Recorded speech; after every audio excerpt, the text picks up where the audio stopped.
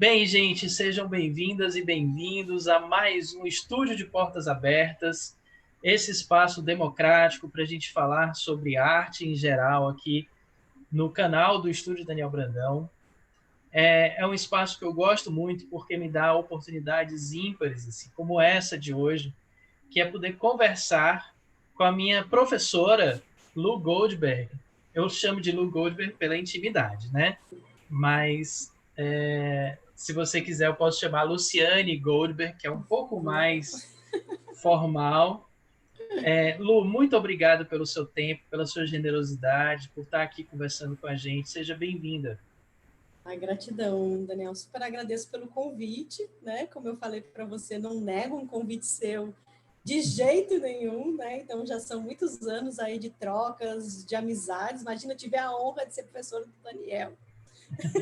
É um presente para mim. E depois eu acho que isso foi bacana porque isso deixou a nossa amizade, né? Ao longo dos anos a gente nunca perdeu o contato. Então sempre foi muito bom lhe encontrar, acompanhar seu trabalho. Eu sou muito fã do estúdio, então eu que agradeço esse convite de estar aqui com vocês. Olha, eu ganhei muita coisa boa sendo seu aluno, muita coisa boa, mas eu acho que nada mais valioso do que a sua amizade, porque você é uma pessoa realmente iluminada. E aí, você vai já se apresentar melhor, né? Mas eu preciso dizer que a Lu Goldberg é uma arte educadora, doutora em educação brasileira, não é, Lu? É. E eu gostaria de começar esse papo justamente falando sobre como nós nos conhecemos, né? E nós nos conhecemos na Facete. Eu não lembro muito bem o ano, não sei se foi 2009, 2010, quando eu fiz uma pós em arte e educação e você foi minha professora. E por incrível que pareça, pouca gente sabe disso, por tabela, a professora da Liz, né? A Liz era pequenininha nessa época, não tinha com quem deixar, levava para a sala de aula e você, com uma generosidade gigantesca, a acolhia como uma aluna, né? E ela Com amava certeza. suas aulas também, ela amava suas aulas, né? E a primeira pergunta que eu vou lhe fazer é se você faz ideia do impacto que você proporciona na vida de quem passa por você em sala de aula. Ah, Maria, eu espero não chorar. Porque, assim, eu não faço ideia, acho que é difícil a gente fazer ideia, né? Mas, ao mesmo tempo, eu recebo muito feedback. Muito, muito, muito, muito. Isso que eu falei, vou chorar, assim, porque eu acho que a gente teve um semestre muito difícil, né? Então, eu tive que manter 3 disciplinas em modo remoto, incluindo estágio em arte e educação, em modo remoto, a disciplina de educação estética, que é uma disciplina super vivencial, que os alunos vêm porque sabem que vão ter vivências, que vão ter saídas de campo, que vai ter todo um contato, um afeto, né, presencial, e a própria disciplina de arte e educação, né? E eu recebi tanta coisa linda dos meus alunos, mas tanta, assim, na turma de arte e educação, assim, eu chorei que me acabei no último dia de aula, né? Porque eu acho que é isso, eu acho que falta muito a educação, afetividade, carinho, atenção, generosidade, olhar para os seus alunos, né, como eles são, chamá-los pelo nome, né? Eu acho que falta singularidade muitas vezes naquela massa de alunos na sala de aula. Então, ontem mesmo eu recebi uma mensagem de uma aluna, ela disse: professora, eu nunca me esqueço o primeiro dia de aula, que a gente ainda teve umas aulas presenciais, né, esse semestre, que a senhora, né, me chamam de senhora, a senhora me chamou pelo meu nome. Eu tinha faltado as primeiras aulas e, de repente, eu apareci naquele dia, a turma com 40 e poucos alunos, né? E a senhora percebeu que eu tinha chegado na turma, percebeu que eu era uma pessoa nova na turma e ainda me chamou pelo meu nome, né? E ela disse que isso teve um impacto para ela. Então, para a gente pensar, né, uma coisa tão simples, chamar o aluno pelo nome, identificar que aquele aluno, aquela aluna é novo naquele dia, que não estava lá nas outras aulas, diante de tantas turmas que a gente tem. Então, assim, eu recebo muitos feedbacks, sabe, Daniel? Eu fico impressionada. E eu acho Mérito que seu, porque você tem essa sensibilidade que eu acho que é rara, né? Aquilo que para você é simples, como você falou, para a gente pensar, esse exemplo que você deu é um exemplo realmente aparentemente simples, mas eu acho que pelo conjunto das coisas que você faz em sala de aula, não é tão simples assim, né? Nem, infelizmente também não é tão comum assim. Por isso que eu acho que você marca tanto, né? E aí eu queria dizer algumas coisas que ficaram gravadas em mim da época que fui seu aluno. Eu me lembro que nós esculpimos. Eu estou falando nós, eu e Liz, né? Nós Sim. desenhamos em tamanho natural, no chão, saímos pregando as artes pelo prédio da instituição, fazendo intervenções artísticas. Mas confesso que nada me marcou mais do que aquele autorretrato que a gente fez sem foto, sem espelho, sem nada, né? E é como se fosse como nós, né, nos enxergamos por dentro, eu não sei se é bem isso.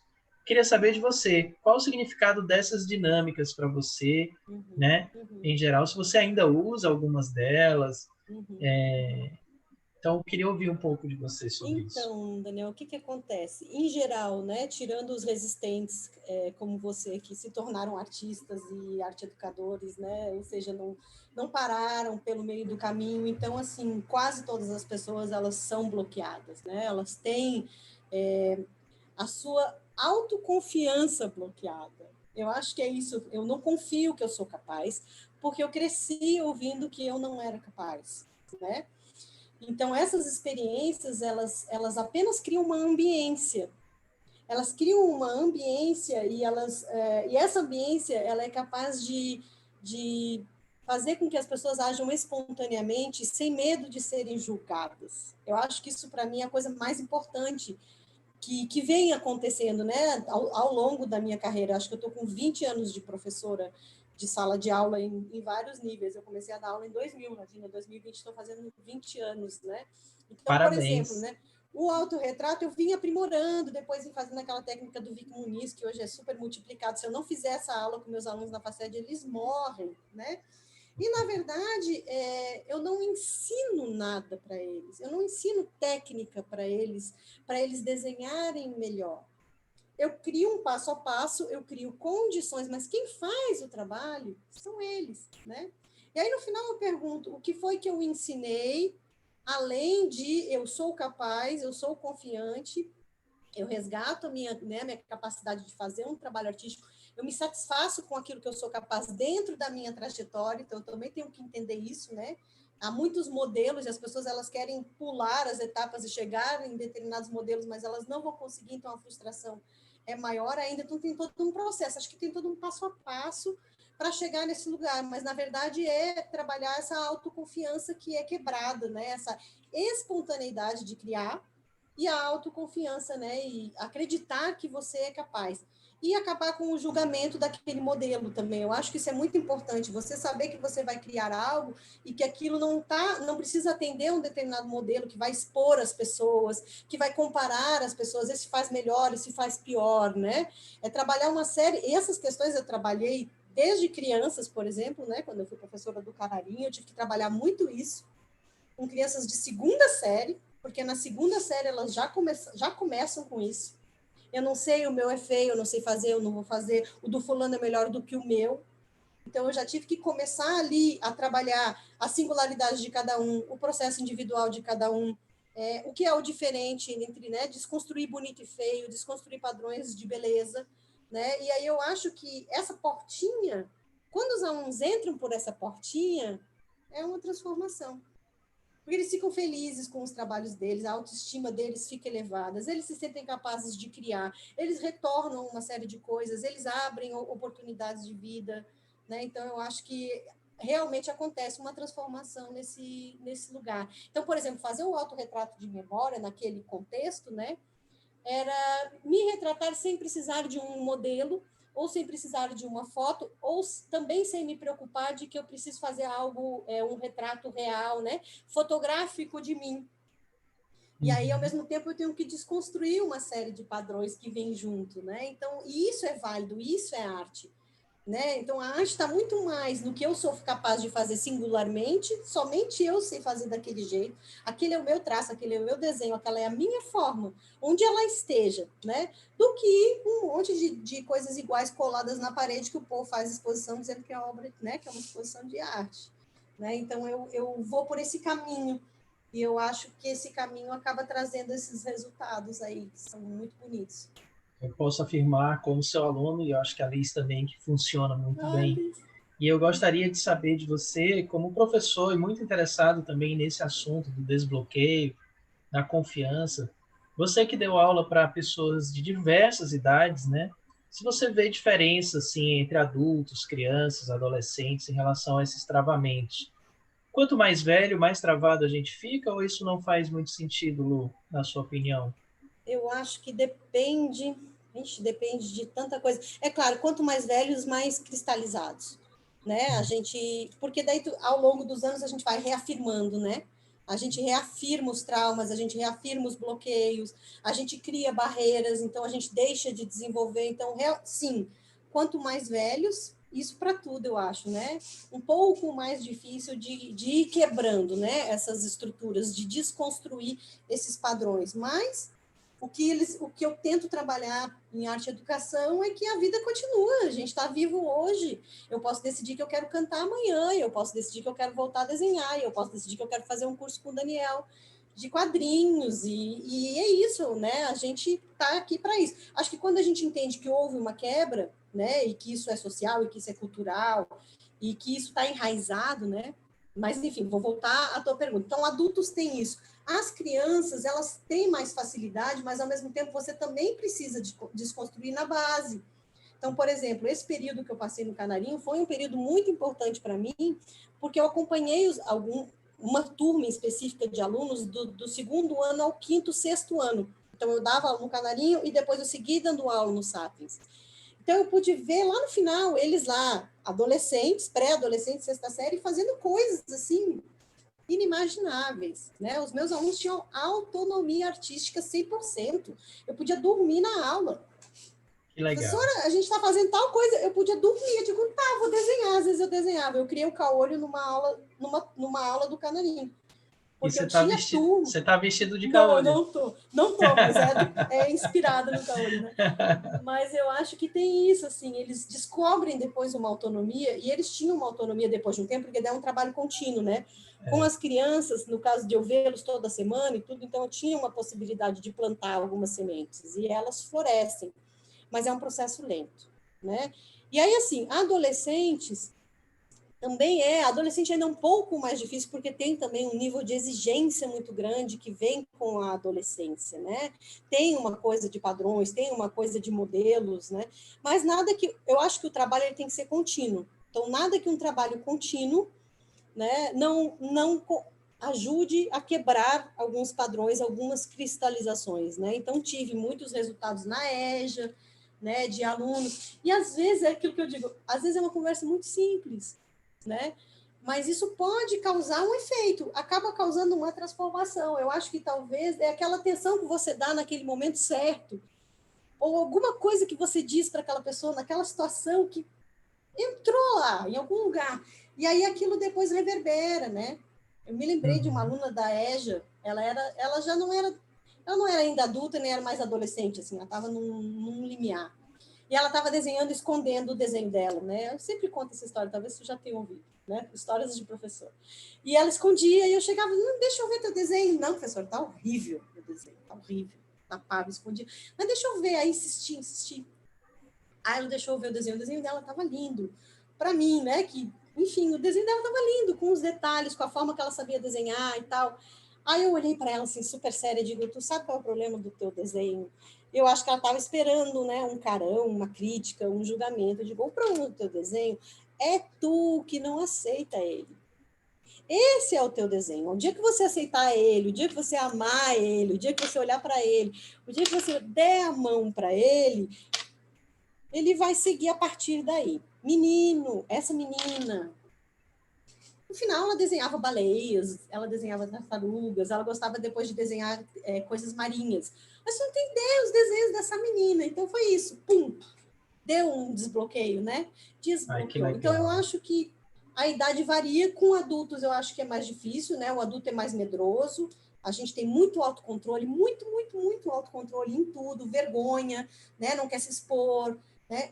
Há um histórico de julgamento sobre o adulto que começa na infância, né? Uhum. Então, é aí que a gente tem que atuar, é nesse lugar, né? De que ele entenda que houve esse processo e que ele entenda que ainda é possível recuperar. E com as crianças é trabalhar a prevenção, que isso não chegue, né? Que isso não destrua, que isso não impeça, que elas consigam se valorizar, se olhar, valorizar o trabalho dos colegas, entender que elas são capazes. Então, tem um processo aí construído no cotidiano, porque é bem chatinho. Aí, quando chega no final, eu me lembro, eu falava muito, não existe desenho feio, não existe desenho bonito, quase todo dia falando a mesma coisa. Aí, quando chegava, assim, no final, assim, alguns meses depois, um menino dizia para o outro, ai, meu desenho tá feio. Aí o outro dizia, ai, tu não sabe que não tem desenho feio. Então, eu disse, pronto, alcancei, cheguei lá. Então, são pequenas coisas, pequenas grandes coisas. Eu acho que é isso. É Pequenas muito grandes grande. coisas. E você citou na sua resposta uma coisa muito importante também, que você disse assim, a partir do momento que a gente entende que tem um rompimento em algum momento, como eu lhe conheço e conheço suas aulas, eu sei do que você está falando, mas eu queria que você falasse um pouco mais para os espectadores, para os ouvintes, né? Que rompimento Sim. é esse, né? Que você quis dizer. Certo. Então, o que acontece?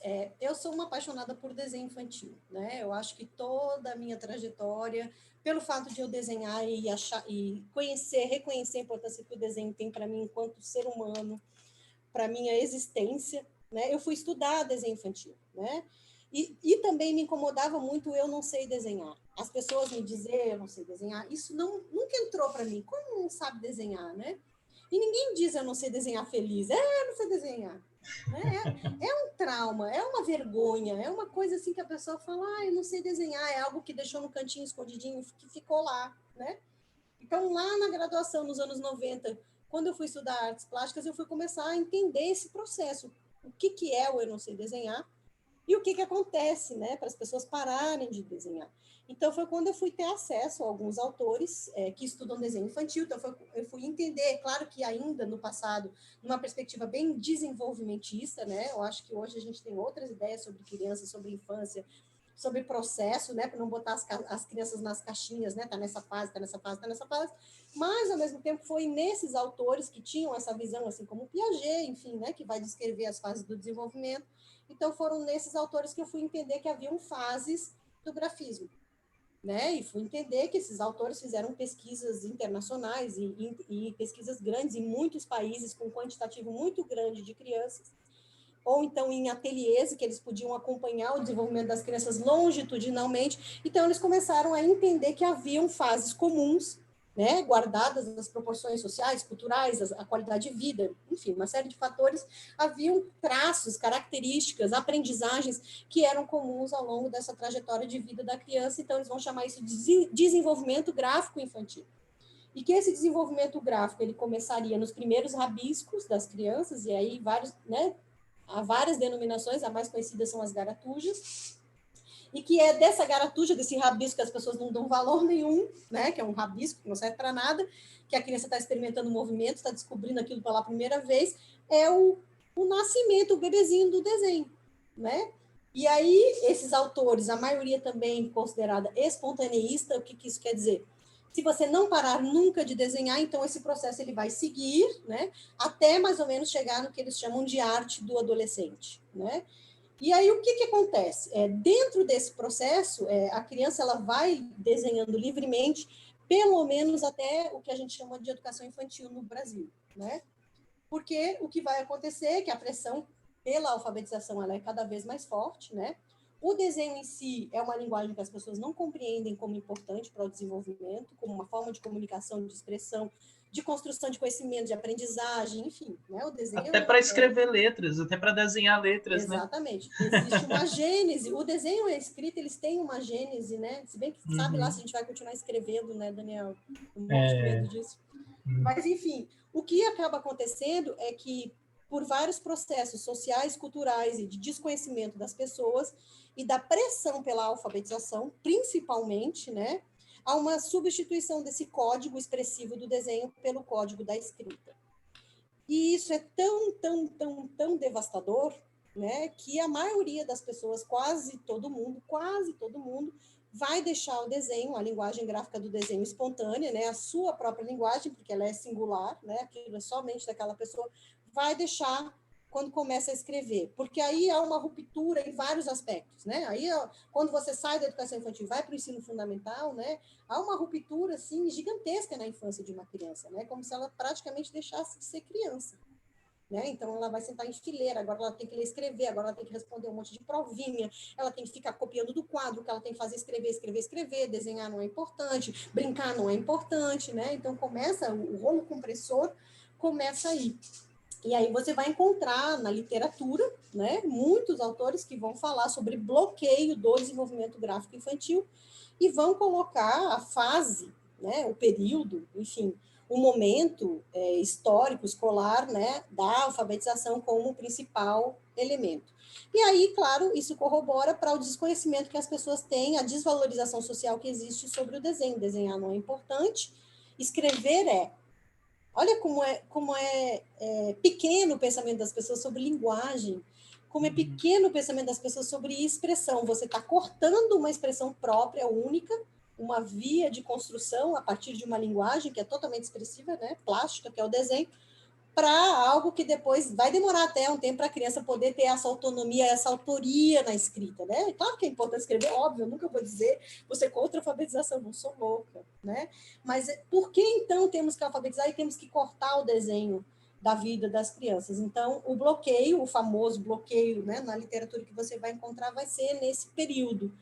Então, eu faço, né? Eu fazia, continuo fazendo aquela atividade que eu chamo de desenho diagnóstico, eu não sei se tu lembra. Eu devo ter feito com a tua turma. Eu comecei, né, com várias turmas, com crianças, com adultos, com jovens, enfim, a pedir, no começo da disciplina, das aulas, para eles desenharem uma figura humana, para eu poder olhar esses desenhos, né? E eu comecei a entender, eles, assim, dizendo crianças e pessoas da mesma idade, mais ou menos da mesma faixa etária, que viveram, né, mais ou menos no mesmo período. Então, eu comecei a ver que havia realmente traços comuns em 80% da turma. Você conseguiria identificar, né, que eles estavam mais ou menos desenhando parecido, dadas as suas singularidades, e aí você tinha, dentro desses 20%, assim, alunos virtuosos, a 1000 anos-luz desenhando, né, porque desenhar é um processo, quanto mais você desenhar, mais você desenvolve, né, é uma prática, né, tem a ver com isso, isso também eu tinha que ensinar para os alunos, né, e outro percentual de pessoas muito, não vou dizer atrasada, que eu não gosto dessa palavra, né, com o desenho menos desenvolvido. Então, com certeza, crianças, jovens que desenhavam muito pouco, que quase não desenham, que não tem estímulo, não tem material em casa, enfim. Né? Então, o desenho fica parado. Aí, o que acontece? Como é um processo, se você para, você parou lá. Né? Então, quando eu faço essa atividade com os adultos, eu peço para eles desenharem a figura humana que está lá em algum lugar. Eu proíbo o boneco palito, né? Eles quase morrem, né? Os adultos só falam se jogar no chão de pânico, né? Eu pego o boneco palito, risco no quadro, não vai desenhar boneco palito. Eu me lembro claramente Tu disso. lembra disso? Sara, eu não sei desenhar outra coisa, eu não sei fazer esse boneco palito.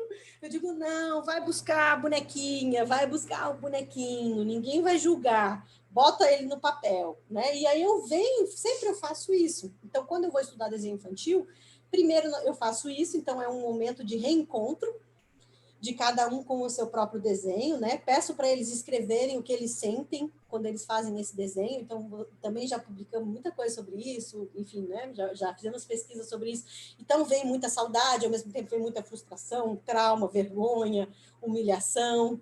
Então acaba tendo esse momento de reencontro. E quando a gente estuda depois tudo, né? Que a gente vê autores, que a gente olha essa linha do tempo do desenho, né?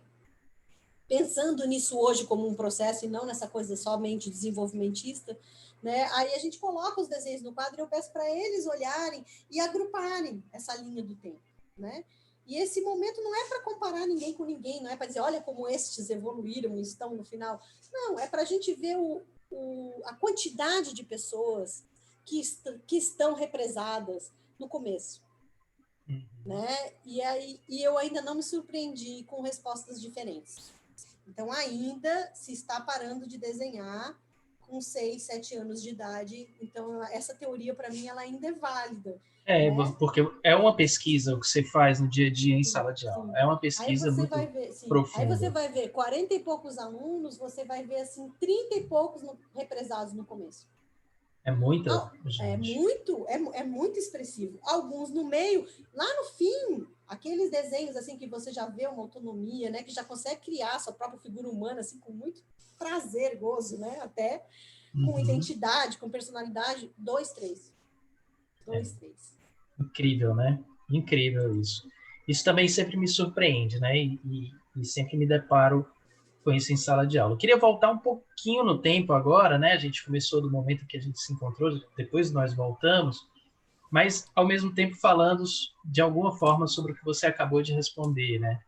Mas eu queria que você falasse de si, assim, como a arte entrou na sua vida e como ela permaneceu, como não teve esse rompimento, né?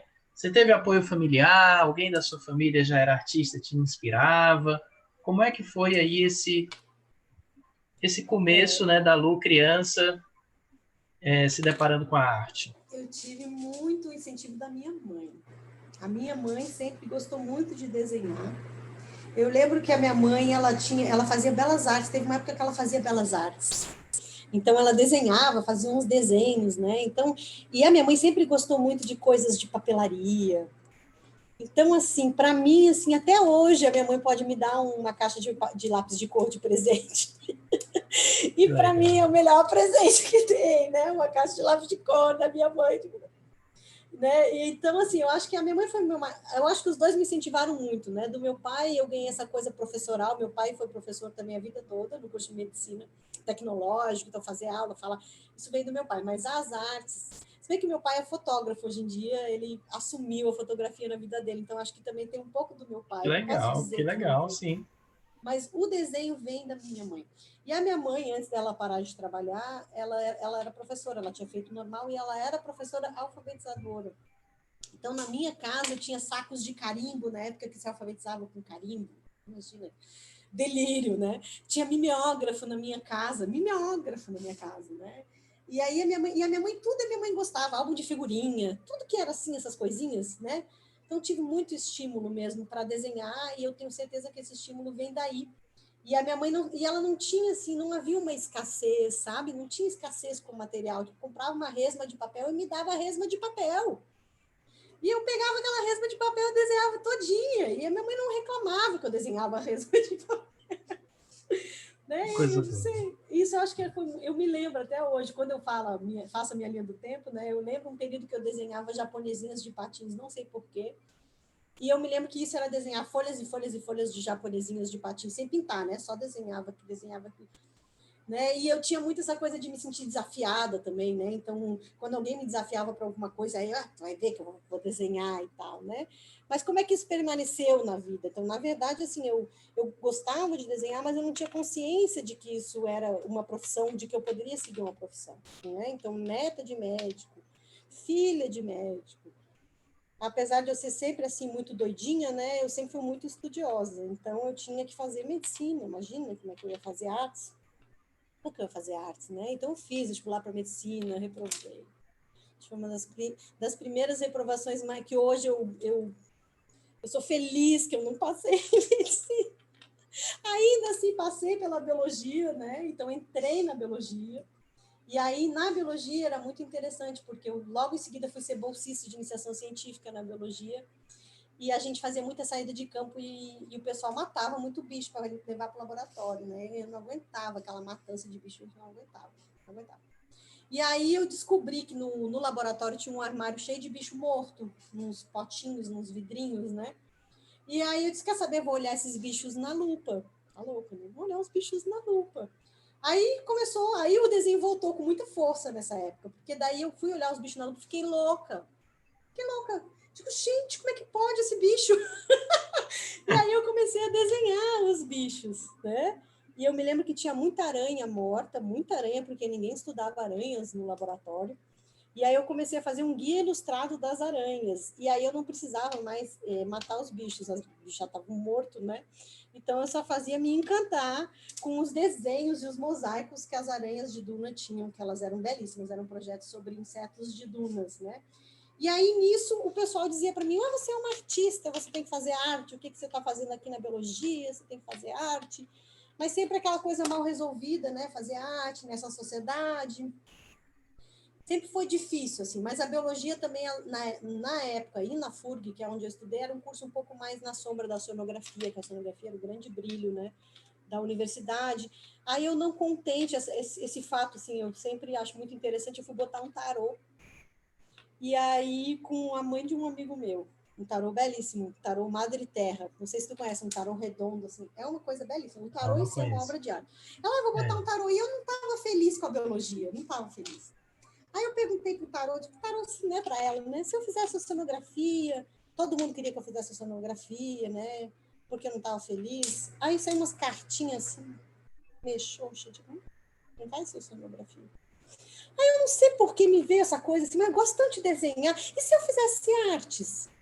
Aí, Daniel, parecia um show pirotécnico, assim.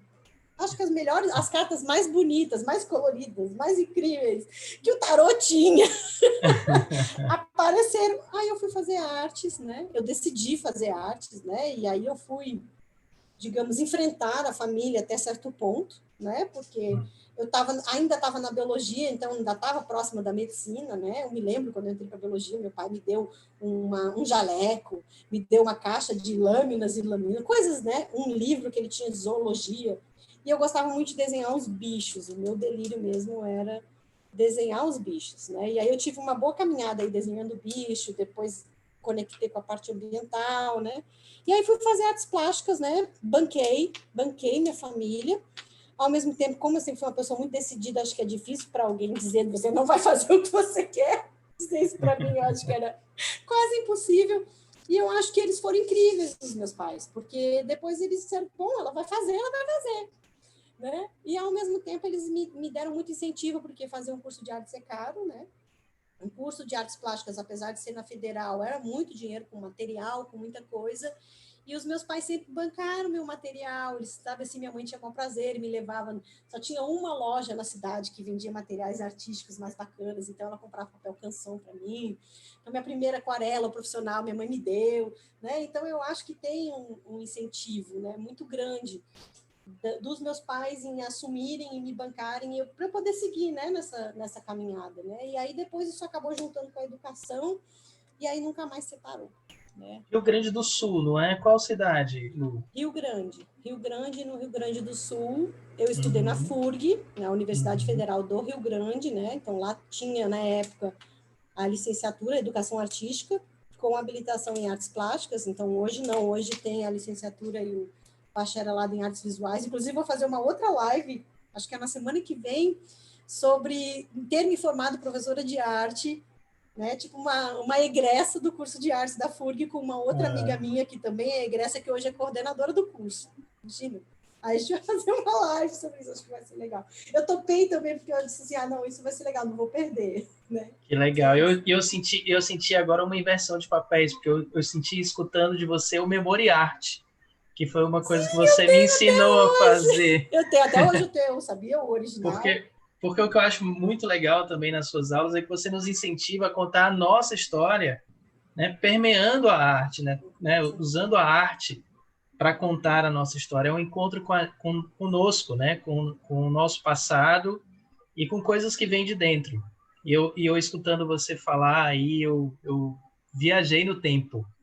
Não, aquele teu trabalho, Daniel, se tu não sabe, muita gente tem, viu? Ai, que bom, Ele que vai bom. para Xerox para o pessoal copiar a tua linha do tempo, porque é uma obra de arte, assim, eu acho. Eu tenho até hoje o original. Não sei se aqui está na universidade, no meu gabinete, mas eu tenho guardado, assim, Que uma bom. relíquia, assim, né? Porque é muito incrível aquele teu trabalho. Fala sério, tu fez uma fotonovela fantástica. Foi. Eu me diverti Fantástica. fazendo, foi muito importante para mim, sem dúvida. Lu, então a educação meio que sempre teve na tua vida, né? Assim, tua mãe professora, teu pai professor, assim. Verdade. Eu imagino que sair das artes plásticas e já pensar em educação já era algo que natural para você ou não? Ou eu interpretei errado? Eu não sei, Daniel, eu acho que foi até, acho que chegou um determinado ponto que deu um clique, assim, no meio da graduação. Uhum. Até então, eu nem conectava conscientemente a ideia de que meu pai e minha mãe eram professores. Eu não pensava em ser professora, não pensava. O que é que Ao você mesmo tempo, pensava em ser? eu não sei, assim, eu também não pensava em ser artista. Tinha uma coisa assim, né? Eu nunca tive muita paciência para a arte em si. A arte Uhum. formalmente, mercado de arte, exposição de arte, egos, eu nunca tive saco, nunca tive. Uhum. Né? Puxar o saco do povo, passar na exposição tal. Até hoje eu tenho algumas dificuldades. Aquelas vernissagens, né? Eu tenho algumas Chiques. dificuldades assim, com isso, muitas Aham. até, né? Mas eu acho que inconscientemente eu fui meio que me direcionando. É engraçado, porque daí eu fui tendo muitas oportunidades de bolsa. Eu trabalhei com muita coisa, fui voluntária em tudo que tu puder imaginar. E essas experiências, a maioria, elas iam me levando para a educação, né? Elas foram me levando para a educação, né? E aí chegou um momento que olhar só para o meu umbigo era pouco. Eu comecei a entender que eu queria olhar para o umbigo do outro e que eu queria ajudar ele a olhar para o umbigo dele também, né? No sentido de se autoconhecer, de se autoperceber, de resgatar suas potencialidades criadoras, né? Mas então eu acho que a graduação de artes foi o grande boom para isso, as experiências de pesquisa, as experiências, né, de voluntárias como estudante em projetos diferentes. Então eu tive a oportunidade de participar de 2 projetos que foram muito marcantes. Eu acho que eles delinearam muito a minha vida. Um foi o Arte Pré-Arte, da mesma professora que é a Cleusa Peralta Castel, que é a minha mãe bruxa. Até hoje, né, a minha mãe foi minha professora da faculdade. Então, o Arte Pré-Arte levou para essa coisa do desenho, né, e desenvolvi uma metodologia de resgate da capacidade criadora do adulto, e o Utopias Concretizáveis ia para a educação ambiental, que foi uma outra vertente, né? Então, eu fui para a educação ambiental pela parte da educação e em paralelo, eu passei a ilustrar também materiais com esse cunho ambiental, né? Dentro de projetos de educação ambiental, eu passei também a fazer ilustrações nesse lugar.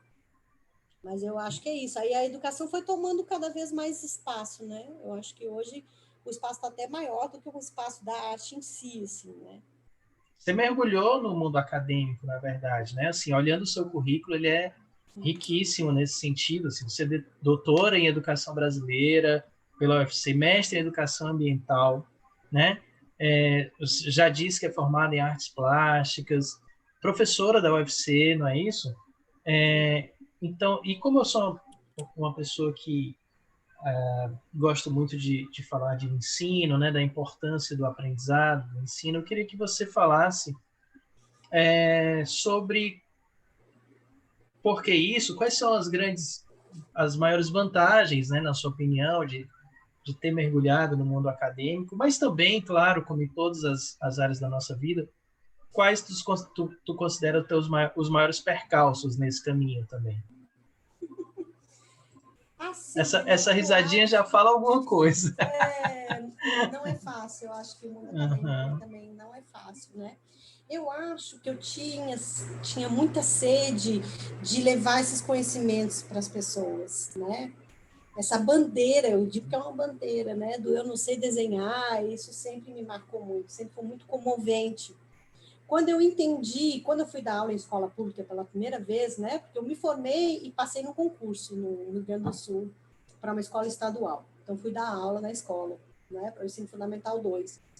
Então lá foi o primeiro contato que eu tive com essa realidade do eu não sei desenhar ainda mais intenso, porque eu recebi, e eu achava um absurdo, porque eu recebia pré-adolescentes, adolescentes que já chegavam ali na quinta série, na época, sem saber desenhar e diziam que não sabiam, não queriam. Menino, era uma nhaca, assim, era muito difícil. Então, ali foi o meu primeiro baque, né? E aí eu entendi que o nó também estava antes do Fundamental 2, né? Então, quem é que está no Fundamental 2, né? Quem é o professor que está no Fundamental 2, né? Então, foi aí que eu comecei a lançar um olhar para a pedagogia nessa época. E não um olhar pejorativo, né, que muitas pessoas têm, né, porque eles não são formados em artes, eles não podem trabalhar com arte, esse lugar tem que ser o lugar do artista, tem que ser o lugar do arte educador, né, concordo, se nós pudéssemos, seria maravilhoso ter pessoas formadas em artes para atender a todas as escolas, todas as crianças na educação infantil, é um sonho, mas nós, com as nossas licenciaturas, nós não conseguimos cumprir nem com o Fundamental, né, com o Fundamental 2, que é a nossa área de atuação, então é muito difícil. Então, é o pedagogo e a pedagoga que faz esse trabalho generalista.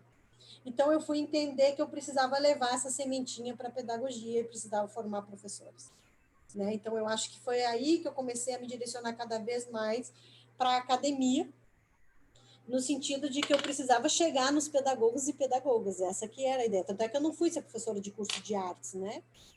Eu fui ser professora da educação, porque eu entendia que precisava ver pessoas com um olhar para isso, que que por mais que essa experiência fosse pequena, porque ela é, né? No curso de pedagogia da UFC nós só temos uma disciplina obrigatória de arte e educação, uma, com 4 créditos, né? Compensação é um curso muito generalista, então querem que o pedagogo saiba tudo, né? Então o currículo é muito inchado, porque tem muitas áreas, o pedagogo tem que dar conta de 400 coisas, né? Mas isso tem que ser significativo ao ponto das pessoas pararem de bloquear as crianças. Minha preocupação é essa, esse processo tem que parar. Quando é que vai parar a capinha de prova? Pelo amor de Deus, quando é que vai parar a capinha de prova? Quando é que vai parar, né? Boneco palito? Quando é que vai parar a criança chorando, traumatizada, né? Quando é que vai parar as professoras não desenharem nos desenhos das crianças dizendo que o desenho está quase bom? Eu vejo aberrações até o dia de hoje, Daniel. Eu Sim. vejo aberrações até o dia de hoje. Coisas assim, eu não acredito que a gente está em 2020. E tem professores fazendo isso com as crianças ainda, nesse nível, né? Então, eu acho que foi um desejo de colaborar. Eu acho que ir para a universidade, ser professor universitário, foi um desejo de colaborar para a formação de professores para a educação básica. Eu acho que foi isso que me levou. E aí, claro, vem uma série de reverberações, né? Porque estando na universidade, não é só sala de aula, não é só dar aula, né? Então, depois você vai para a pesquisa, depois você vai para a extensão, depois você vai orientar TCCs. Então, tem muito trabalho, né? Ao mesmo tempo, a gente sente, né, o lugar da arte, ele é sempre menorizado em todos os níveis, né? Então, na academia não é diferente, né? Então, são espaços que precisam ser ocupados e são espaços também de estigma, são espaços, né, que nós precisamos conquistar, né?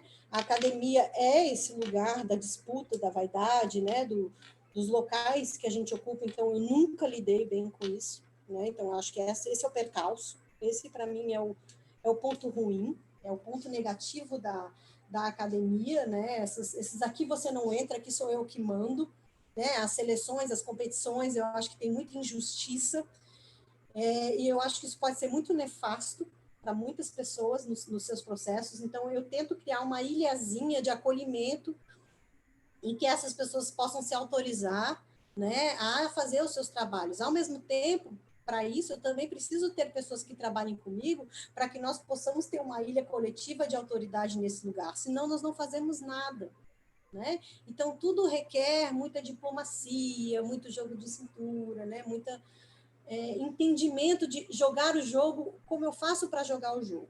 Ao mesmo Paciência.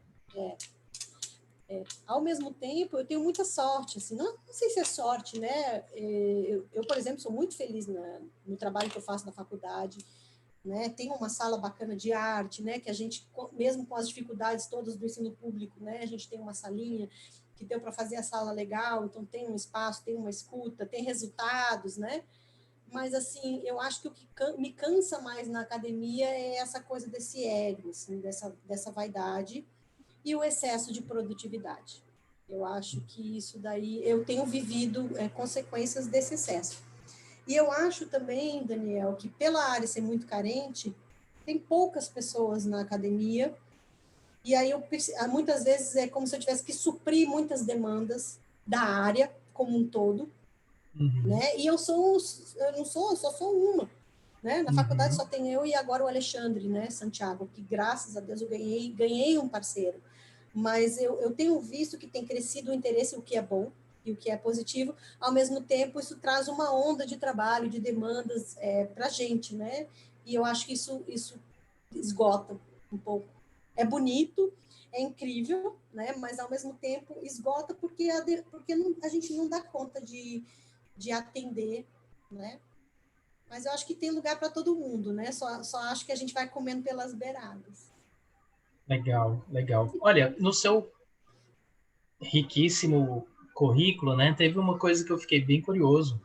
Diz que, além de tudo que você faz, você é líder do diretório, eu vou ler para não errar, de pesquisa, dialogicidade, formação humana e narrativas. Eu li certo?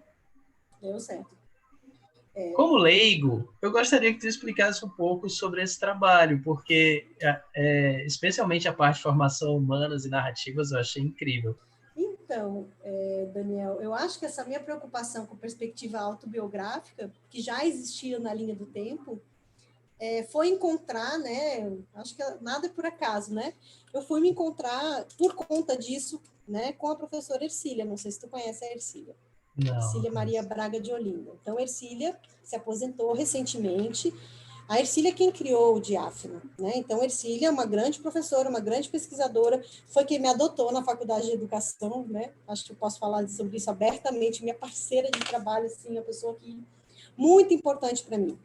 E Ercília trabalha com pesquisa autobiográfica e com narrativas, né? Então, esse grupo foi criado por ela, né? Então, Ercília tem uma trajetória, né, dentro da pesquisa autobiográfica. Ela vai adaptar alguns ateliês biográficos de alguns autores internacionais e vai juntar com Paulo Freire, com os círculos de cultura, né? Então, a dialogicidade, ela vem muito deste lugar, né? E aí as narrativas, a formação humana e as narrativas está muito dentro dessa perspectiva da autobiografia enquanto potência formativa existencial, de emancipação do sujeito, né? Então, a Ercília, ela encabeçou esse grupo durante muitos anos com muitos trabalhos com narrativas, né? De diferentes grupos que você puder imaginar, tá? O foco também principal da Ercília sempre foi a religiosidade. Então, tem muita escuta, muita narrativa de romeiros, de pessoas de diferentes religiões. Então, foi um grupo que eu aprendi muito. Então, na minha trajetória, quando eu fui fazer o doutorado, a Ercília foi minha orientadora, e aí tu vai entender mais ainda, né, a minha conexão com o Diáfano, eu fui trabalhar com narrativas infantis, narrativas autobiográficas infantis, através do desenho, né? Então, fui trabalhar a formação humana, né, pensando a importância que a narrativa do desenho tem para a construção existencial de uma criança. Né? Então, dentro do Diáfana, eu represento um trabalho mais voltado para o universo infantil. E isso também já abre muitas pesquisas, né, com pessoas que estão trabalhando e trazendo as narrativas infantis sobre o que as crianças pensam sobre o mundo, sobre elas, como elas se constituem enquanto seres humanos, a partir das narrativas e das falas delas. Tendo Ercília se aposentado, e aí, claro, esse grupo, Daniel, fez 15 anos, eu acho que o Diáfano fez. Então, tu imagina, a Ercília passou muitos anos na pós-graduação, então, orientou muitos mestrados, muitos doutorados, então tem uma produção bibliográfica bem vasta. Inclusive, a gente tem 2 livros, né? Tem um que é Pesquisa Autobiográfica em Educação, que eu organizei com a Ercília. Tem artigos contando a história do grupo. E eu herdei o Diáfano. Né? A Ercília se aposentou e ela disse, Luciane, faz o que você quiser com o grupo. Né? Eu digo, bom, eu não posso pegar essa história, né? E esse espaço que a autobiografia deve ter na vida da gente e simplesmente abandonar, né? Então, eu mantenho o Diáfana, né? Sou a líder atual do grupo, por enquanto, e sigo trabalhando com pesquisa autobiográfica em diferentes instâncias, né? Inclusive, até estou orientando o João lá no IPRED, e a gente está trabalhando com narrativas autobiográficas das mães do IPRED. Então, um trabalho, assim, fortíssimo, potentíssimo, que eu estou orientando ele, né? Então, já dei disciplinas com a Ercília também nesse lugar. Então, esse grupo está muito voltado para essa perspectiva, olhando para a questão da dialogicidade, que eu acho que a dialogicidade é muito importante, né? Então, quando você faz escuta sensível do outro, quando você entende o que é realmente um diálogo, e eu acho que são premissas que eu passei a adotar através do meu doutorado. Com a Ercília e também, quando eu fui para a França fazer o sanduíche, eu também aprendi outras metodologias para fazer essa interação com as crianças e co-construir com elas. Eu acho que tem muito a ver com isso. Não sei se eu consegui responder, porque é uma pergunta difícil, viu? Ampla. Conseguiu responder. Muito obrigado, inclusive. Eu realmente Ampla. Então, fiquei muito curioso. É um grupo de pesquisa, é um diretório, tem muitas pessoas vinculadas, né? Pessoas que já fizeram seus mestrados, seus doutorados, pessoas que ainda estão defendendo, os últimos orientandos da Ercília, né? Então, ela ainda tem alguns doutorandos que estão terminando, eu estou orientando alguns trabalhos, e a gente tem um bracinho do Diáfana dentro do IPRED, que é o Grupo Ateliar, que está vinculado ao ateliê do IPRED, que é um projeto de extensão que a gente desenvolve lá. Que é a minha próxima pergunta. Eu vou pegar até isso como mote, né? Vai. Eu imagino que o quão desafiador, transformador e rico deva ser seu trabalho de pesquisa, né? Chamado Ateliê do IPRED, Experiência Estética da Primeira Infância no Terceiro Setor, né? E aí eu queria que você falasse sobre isso, sobre a importância desse trabalho ligado ao IPRED, e aproveita também e explica para o espectador, né, o que é IPRED, vai que alguém não conhece, pessoas fora do Ceará estejam assistindo, né? Então, o IPRED, ele é uma OSC, né? A antiga ONG, uma organização da sociedade civil, tá? Que surgiu nos anos 80 em Fortaleza, principalmente na área da saúde, para cuidar da questão da desnutrição das crianças. Tá? Então, era um grupo de médicos vinculados, acho que ao Albert Sabin, ao hospital. Havia uma desnutrição muito grande no estado do Ceará, muito grande, assim, uma coisa muito expressiva, e então eles se juntaram para fazer um trabalho social para buscar erradicar a desnutrição. Com o trabalho médico sendo feito, né, com a erradicação da desnutrição, a gente ainda tem, claro, né, índices de desnutrição em Fortaleza, no Ceará, mas não é um problema, né, uma calamidade social como era no passado. Então, o IPRED ele foi se ampliando o olhar, né, não apenas para o olhar da questão da saúde, que também já é amplo, né, mas para outros aspectos. Então, o instituto que trabalhava com a prevenção da desnutrição, IPRED, passou a se chamar Instituto da Primeira Infância. Né? Então, o IPRED, então, é essa ONG, é imensa. Se você for lá, né, não sei se você conhece, Daniel, se você já foi lá, é uma ONG belíssima, né? Então tem muitos projetos sociais, eles atendem em torno de 1.000 famílias, mais ou menos, né? Então, quinzenalmente eles recebem famílias que tenham crianças com problemas de desenvolvimento. Então, essas crianças, elas recebem, sim, um apoio, né, alimentar, elas recebem um kit de alimentação, e, ao mesmo tempo, elas têm uma série de outros atendimentos dentro da instituição que envolve psicomotricidade, fonoaudiólogo, mediação psicológica, enfim, né, pediatras. Então, eles têm assistência social. Então, é um núcleo de atendimento que tem vários braços e projetos que trabalham ali dentro. Ele é totalmente vinculado ao UFC, né? Então, o presidente do IPRED é o professor Sullivan Mota, ele é médico, professor da UFC. Nós temos também o Álvaro Madeiro Leite, também professor da UFC, né, que encabeça muitas pesquisas na área da saúde. E o IPRED, ele tem uma sensibilidade muito grande para a importância da formação estética das crianças, né? Então, eles vão trazer, dentre eles, um autor, né, que eles se baseiam muito, que é o Hubert Montagnier, que é da área da psiquiatria, que ele vai dizer que para você ter um desenvolvimento sadio, você precisa ter paz de espírito. E para você ter paz de espírito, você precisa ter alumbramento. Você precisa ter momentos de alumbramento. Né? Então, o IPRED, dentro do Estatuto do IPRED, tem lá um pilar estético. Né? E acaba que as coisas, assim como eu te falei, né, as coisas vão acontecendo, né? Então, uma colega, professora da UFC, Carol Vieira, e o professor Pedro, os dois são professores do teatro, eles começaram a ir para o IPRED, porque o IPRED também tem uma parte que eles cedem, eles alugam salas, né? Então, ela levava a filha dela para pediatria. No IPRED, ela se encantou pela instituição.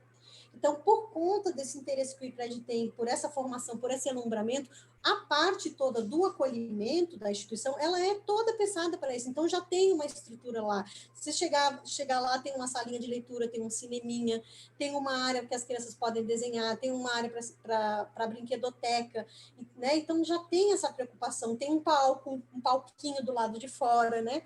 Então, a Carol, que é essa professora do teatro, se encantou, começou a contar a história na salinha de leitura, por conta própria. Levava a filha dela e começou a contar a história para as crianças que estavam lá, porque essa área, nesse período, não estava sendo utilizada por ninguém, não estava acontecendo nenhum projeto, ninguém estava desenvolvendo esse trabalho. E aí, nisso, Carol simplesmente inventou que queria fazer um projeto de extensão. E aí ela disse, vamos fazer um projeto de extensão aqui. Começou a chamar professores que ela conhecia, né? Professoras que ela conhecia, e me telefonou. Eu quero fazer, eu nem conhecia o IPRED. Eu quero fazer aqui, não sei o que é no IPRED, estou encantada pela instituição, a gente tem abertura, a instituição tem interesse, eles se preocupam muito com isso, eles consideram que é muito importante, então vai ser uma parceria que vai dar certo, né? E na época eu tinha recém defendido a minha tese de doutorado sobre o autobiografismo e tal, narrativas de criança pelo desenho infantil com o público de crianças acolhidas, né, numa instituição de acolhimento. Então, eu disse, tá, é um chamado, então eu topei. Então, a gente está lá dentro desde 2017 e o ateliê já foi se transformando. Aí a gente cunhou o ateliê do IPRED, então é um projeto que trabalha com experiências estéticas com as crianças. Começou com contação de história e desenho infantil, que eram as nossas duas áreas, né, mais propriamente ditas. Depois veio a música, né, e aí o projeto vem se transformando. Aí nisso vem a extensão, a gente tem muitos bolsistas, né? Hoje em dia não é mais um projeto, é um programa. Então, tem vários projetos dentro, né? Nesse momento, eu estou gestando um projeto de pintura livre lá dentro, inspirado num autor chamado Arno Stern. Então, o ateliê do IPRED é um mundo. Aí a gente começou a fazer pesquisa sobre o próprio ateliê, né? Então a gente está bem vinculado. Estamos parados agora, por conta da pandemia, parados com a ação com as crianças, né? Mas a gente segue em formação, em conversas, né? Uma série de questões ainda dentro do processo, né? Então, desde 2017, a gente está lá com esse projeto de levar a arte para as crianças e para as famílias. Na verdade, porque o IPRED trabalha dia de a mãe e a criança, né? Para fortalecimento do vínculo. Então, toda atividade do ateliê, seja de pintura, seja de desenho, seja de contação de histórias, ela vai prever que a mãe participe também. E a gente também teve uma preocupação, apesar de ser um terceiro setor, apesar de não ser uma escola, apesar de não ter um tempo, uma organização como uma escola tem, a gente levar essa experiência estética dentro da importância que a experiência estética tem. Nada contra a recreação é ótimo, eu acho que recreação é bom para todo mundo, né? Mas nós, por sermos professoras da UFC, a gente pensa essa experiência dentro de uma perspectiva formativa e pedagógica. E a partir dessa experiência, a gente também busca formar profissionais que são os nossos alunos, então a gente dá disciplinas lá. Então, as disciplinas de teatro da Carol criam peças de teatro para a primeira infância que apresentam para as crianças. A minha disciplina de estágio em arte acontece lá também, então eles fazem atividades com as crianças, então tem toda uma troca, né? Não sei Muito legal. É muita coisa. Demais, é muita coisa, muito rico e muito bonito. Muito bonito.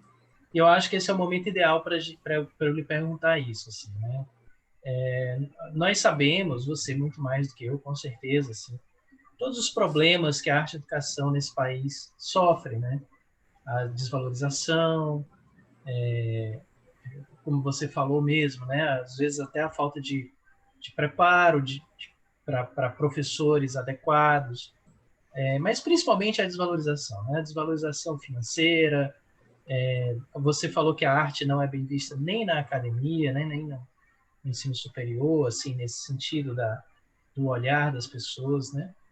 Então vamos pegar esse espaço aqui, né? Rezar para que muita gente esteja escutando, esteja com a mente aberta. E talvez eu faça uma pergunta muito difícil, eu não sei. Qual o poder para você da arte e da educação, na sua opinião, assim, na vida das pessoas? É um poder de, primeiro, eu acho assim, eu alcanço o meu objetivo quando eu vejo que a pessoa, ela instaura um processo de autoconhecimento.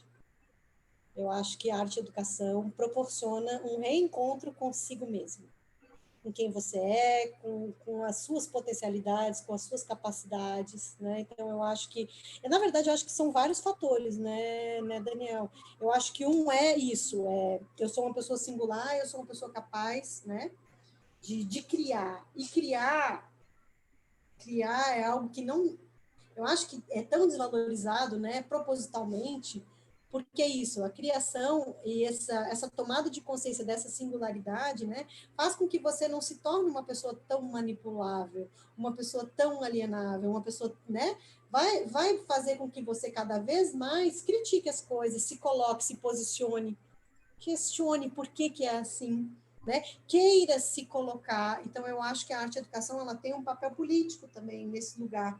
Porque o que acontece? Quanto mais desenraizado eu estou da minha história, da minha ancestralidade, do meu lugar, do meu país, mais fácil é, né, de eu me individualizar e até, de certa forma, de eu me alienar aqui no meu celular, na minha vida, nas minhas coisas, né? Então, a gente está perdendo esse chão, né? Eu acho que os meios de comunicação, né? Eu acho que o capitalismo, ele vence muito nesse lugar do desenraizamento, né? Do não pertencimento, porque isso também gera adoecimento, porque causa um problema de identidade. Quem eu sou, eu faço parte de quê, para onde é que eu vou, para que eu, né? Então, a gente está vendo isso cada vez com mais força. E eu acho que a arte ela tem essa potencialidade de fazer essa conexão do ser humano com ele próprio, com o que ele é capaz de fazer, dele com o mundo, dele com o universo, né? A conexão sensível de ver o mundo, de sentir o mundo. A gente não é máquina. A gente não vai ser máquina, né? Então, podem querer botar a gente para trabalhar não sei quantas horas por dia e chegar cansado em casa para a gente não ter força para criar, para ser criativo, né? Mas a gente inventa. E eu acho que a arte, ela traz isso, né? E ela não somente na perspectiva da pessoa que cria, mas da pessoa que consome também, né? Porque eu acho que quando eu entendo que a arte é formativa, eu me alimento dela. E aí ela também pode promover transformações. Aí tem duas vias, né? Tem a via massificadora, né? A arte usada, né? Pela mídia e pela comunicação de massa, né? Porque é um recurso muito forte, né? Então a arte também é usada para outros fins, né? Sejam religiosos, sejam políticos, né?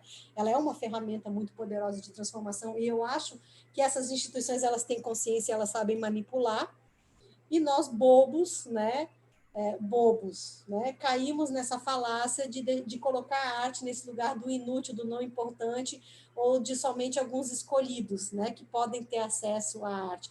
Por quê? Porque ela realmente, enquanto elemento de transformação, ela pode transformar para o bem e para o mal, sabe, né? Enfim, não vou julgar o que é o bem e o que é o mal, mas, enfim, ela pode te dar ferramentas e subsídios para você crescer, expandir, se transformar, né? E, ao mesmo tempo, ela pode, sim, te colocar em determinados padrões de alienação, né? Que é o que se vê muito pela televisão e outros meios de comunicação quando você não tem uma formação crítica, né? Então, quando a gente fala em arte e educação, não é possível pensar arte e educação sem esse olhar crítico, né? Ele é um olhar sensível, ele é um olhar de encantamento, mas ele é um olhar de crítica também.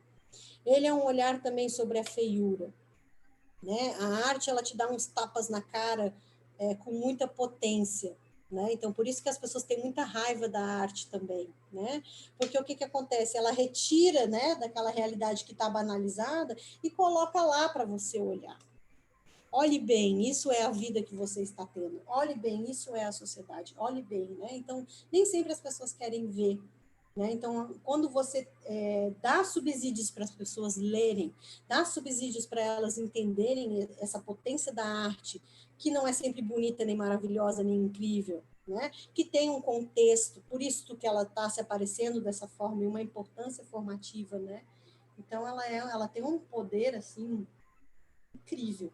Mas, ao mesmo tempo, você precisa trabalhar a educação nesse processo, porque senão fica muito nisso, né? Eu gosto, eu não gosto, é feio, é bonito, fica muito naquilo que me agrada, né? Eu não entendo historicamente por que a arte se desenvolveu dessa forma, e eu acho que a gente precisa ter conhecimentos, mesmo que a gente não goste de algo, mas a gente precisa entender a importância que aquilo teve contextualmente, historicamente, como é que aquilo se construiu daquela forma, e aí a gente não vai ser um leitor da vida como um todo, né? Porque eu acho que a arte forma essa perspectiva estética, não somente para a parte da arte em si, mas para a vida, né? Ela traz essa potencialidade do corpo, da mente, da alma, do espírito, em todas as instâncias, né? E aí isso vai te servir para você se colocar no mundo, para você ser quem você é.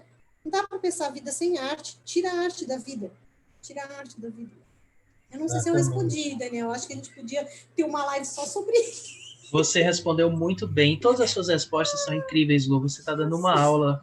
Eu estou realmente ficando com o coração preenchido aqui. Eu estou muito emocionado. Você está me passando, com as suas palavras, doses muito sensíveis até de otimismo, né? Porque eu acho que escutar tudo isso que você falou, nesse momento de pandemia e nesse momento político que o mundo, mas especialmente o Brasil, está passando, é fundamental, né? É fundamental que isso seja escutado e que bom que isso está saindo de você, né? Que eu acho que é a pessoa ideal para falar sobre isso. Eu tenho aqui mais duas perguntas para lhe fazer. São perguntas que eu faço para todo mundo, tá, Lu? São perguntas que fazem parte desse programa aqui no nosso canal no YouTube, que eu faço para todo mundo, mas eu vou inverter a ordem por conta das últimas coisas que você falou. Eu queria começar com a sua visão do que seja arte. O que é arte para você, Lu? Não quer fazer uma pergunta mais fácil, não? Eu sempre digo que a culpa é do Abujanra, que tinha um programa que sempre perguntava assim, o que é a vida, né?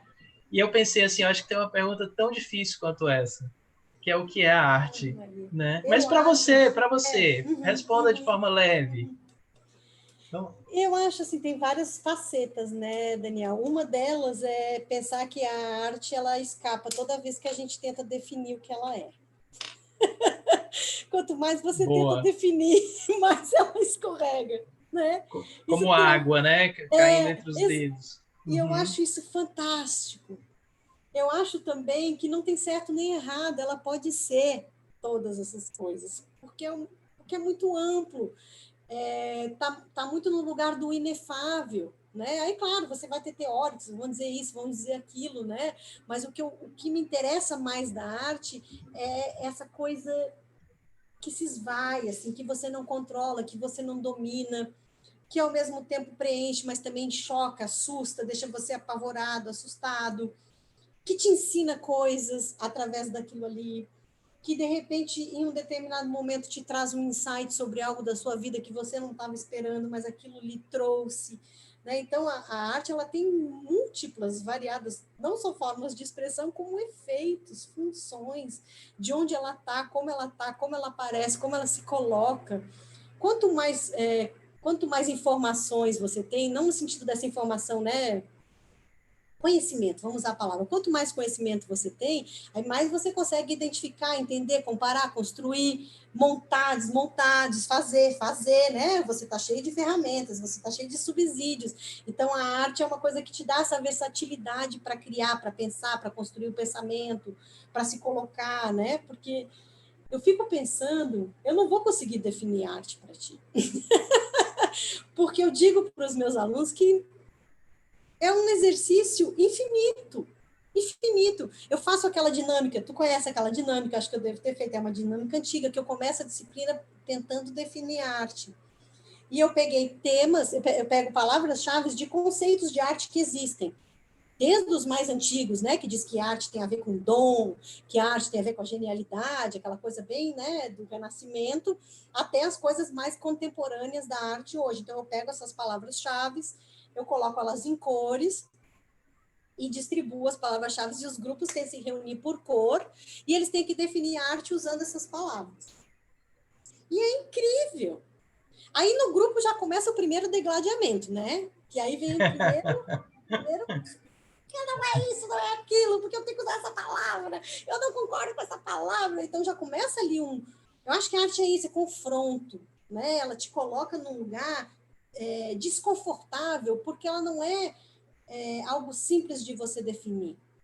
Apesar da gente querer colocar legenda em tudo para entender tudo, a arte não está no lugar da legenda.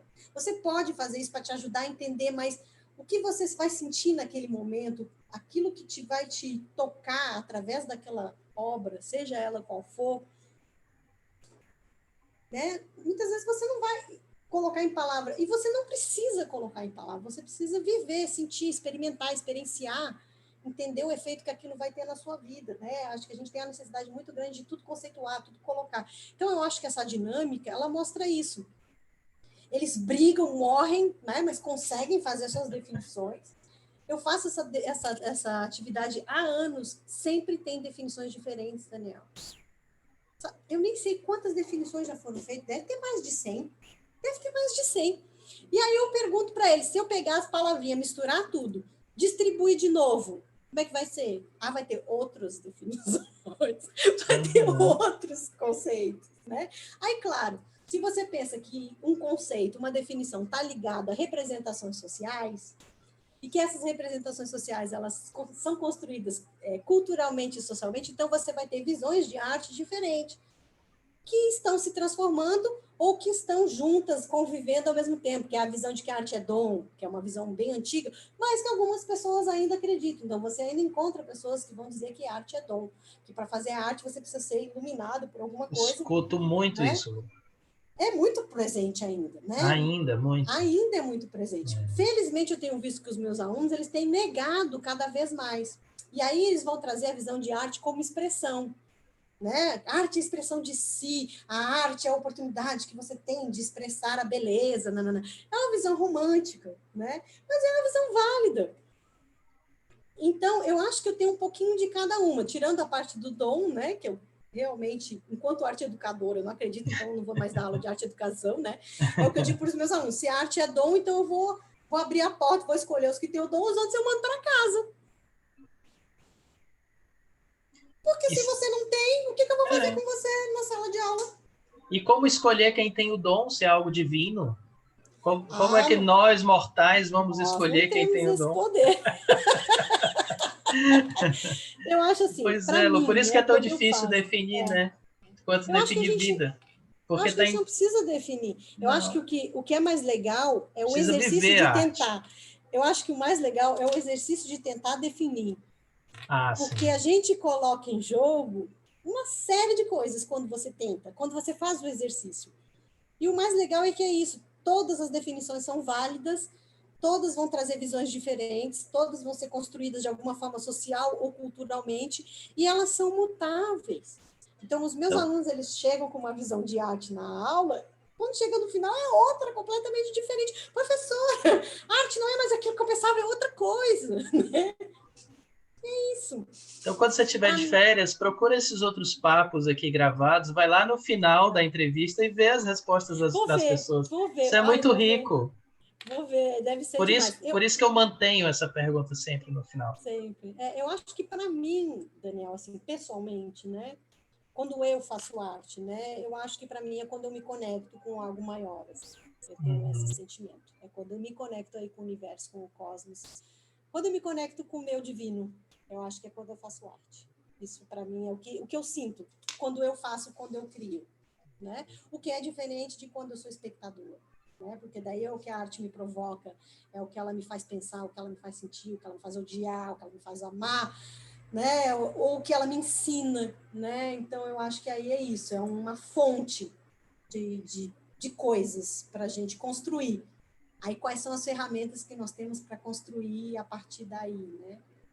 Não sei. Eu acho que você percebeu que essa pergunta não é uma pergunta que tem a intenção de fechar, é uma pergunta que tem a intenção de abrir. A intenção de escutar tantas vozes tentando pensar e responder essa pergunta, pelo menos me ajuda a abrir a minha mente, a minha cabeça, né? Então, e eu acho que todo mundo que escuta e assiste, né, os programas também. Lu, a próxima e última pergunta, claro, você vai ter espaço para falar tudo que você quiser, como teve até aqui. Ela é muito mais leve, né? Mas tem a ver também com outra coisa que eu sou apaixonado, que eu luto a favor, né, que é a leitura. Eu queria saber o que é que você está lendo no momento, se você tem alguma indicação de leitura. Não precisa se prender a nada do que nós conversamos, não, tá? Você pode indicar o que o seu coração mandar. Maria, Daniel. É bem assim, eu acho que a minha vida de leitura tem uma coisa muito acadêmica, né?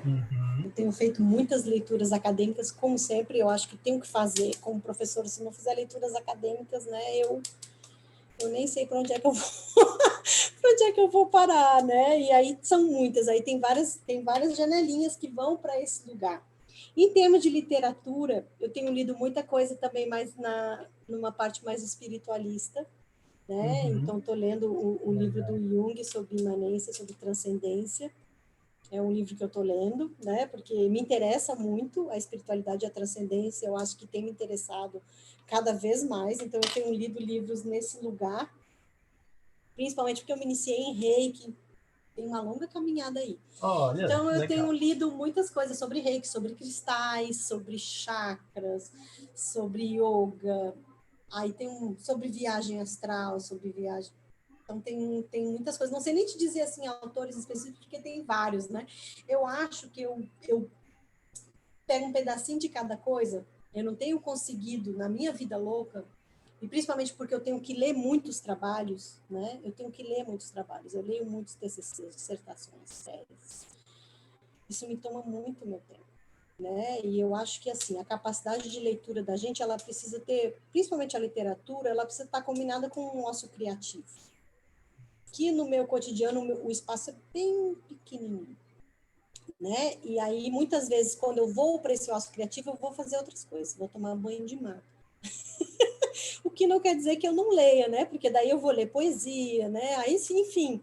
Aí eu vou ler Clarice, que eu amo, então de volta e meia eu tô com um livro da Clarice, de volta e meia eu tô com o Fernando Pessoa. Eu acho que eu fico assim, eu sou muito...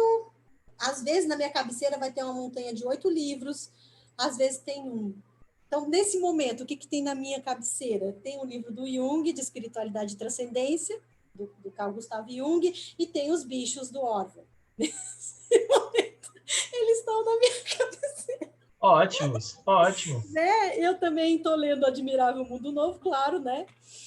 E, enfim, muito apavorada com tudo que a gente está vivendo, com tudo que a gente está, né, nesse momento, tudo que está acontecendo na vida da gente. Então, estou lendo esse livro, bicando ele, mas é isso, eu acho que eu tenho bicado muito. Eu leio muito livro infantil, então volta e meia me caem uns livros infantis, né? E aí eles vão aqui para minha prateleira, né? E aí eu olho, leio uma coisa, aí me encanto. Aí vou para outro livro, encanto.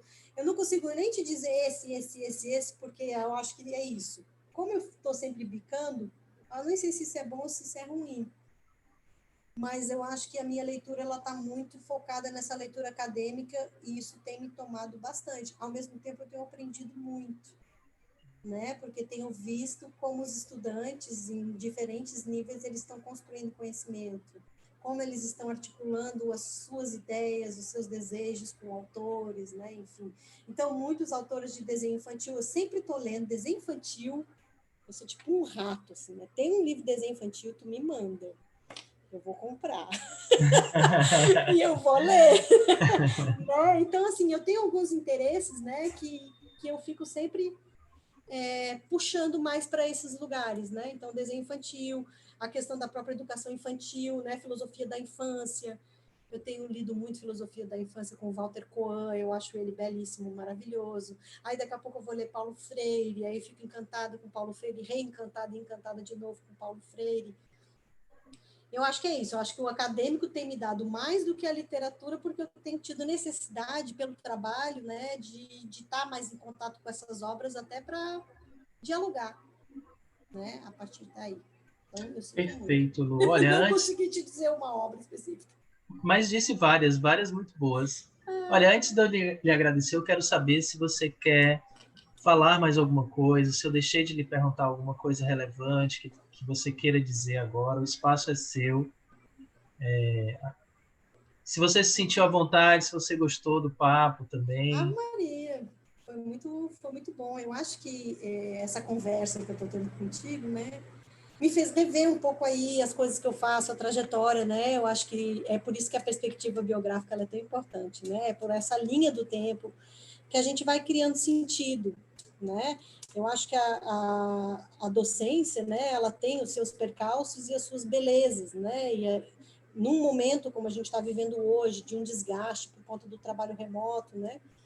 Aí, às vezes, eu quero me esmorecer, sabe? Assim, quero ficar assim, mais rabugenta, mais reclamona, porque estou cansada, porque não estou vendo meus alunos, porque eu estou vendo um monte de carinhas no Google Meet. Eu acho que essa conversa me trouxe um brilho assim para essas experiências e para a importância que essas experiências têm, para o impacto que isso tem na vida das pessoas. Então, eu fico muito feliz de fazer uma autoexaminação através dessa conversa e poder explicar um pouco de algumas coisas que eu acho importante para as pessoas. Então, foi uma oportunidade muito rica para mim, Daniel. E por estar aqui com você, né? Você sabe que, né, enfim, eu tenho uma admiração muito grande por você, por seu trabalho, sou sua fã, né? Eu lembro da Liz na aula, era quando a Liz faltava, gente, era assim, tá faltando, como assim a Liz faltou? A Liz era aluna da disciplina, né? E era a coisa mais linda ver os desenhos, as pinturas e as coisas que a Alice fazia, né? Eu Então, não sei se foi você quem disse isso, mas até hoje eu lembro e rio, assim. A Liz, às vezes, faltava menos que alguns outros alunos realmente matriculados, né? não, a Alice, ela cursou a disciplina toda, ela podia chegar lá no final e pedir o certificado E ela da amava, Lua. disciplina, né? Olha, Era muito Lua, lindo. na minha opinião, você é amor, né? Você transcende e transborda um amor pelo que faz, e por isso que você transforma tantas vidas dos seus alunos que passam por você. E eu não esperava, eu vou falar isso com todo o coração, não esperava que esse papo iria me passar tantas emoções parecidas com o que eu senti quando fui seu aluno. Eu estou terminando esse papo aqui absolutamente renovado. Sabe quando você consome algo que você não sabia que precisava tanto daquilo? E eu não tinha ideia o quão eu precisava lhe escutar novamente nesse momento tão difícil de pandemia, desse desgoverno, né, dessa vida louca que a gente está Tá vivendo, esse difícil. 2020 maluco, ter esse respiro em poder lhe escutar aqui nessa 1h20. Foi algo que eu realmente estava precisando, e por isso fica o meu muito obrigado, Lu. Eu espero que você sinta no seu coração essa gratidão real e profunda que eu sinto por você, e essa admiração também. Eu te adoro, muito obrigado, e eu tenho certeza que as pessoas que lhe ouviram até aqui tiveram uma aula transformadora, como são todas as suas aulas. Muito obrigado mesmo. Gratidão. Acreditem em vocês. É a única coisa que eu tenho para dizer. Confia, acredita. Esse foi mais um Estúdio de Portas Abertas especialíssimo, pessoal. Muitíssimo obrigado. Até a próxima.